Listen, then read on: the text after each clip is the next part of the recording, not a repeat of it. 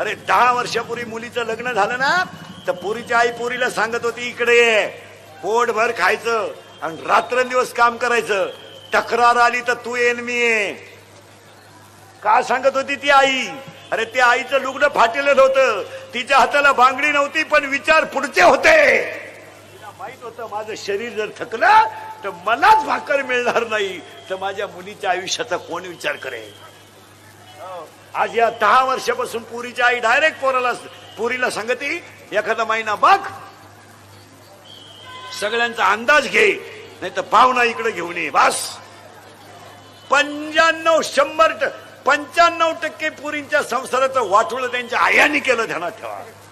इतक्या खुडीच्या आहेत ह्या, फक्त दिसत्यात अशा.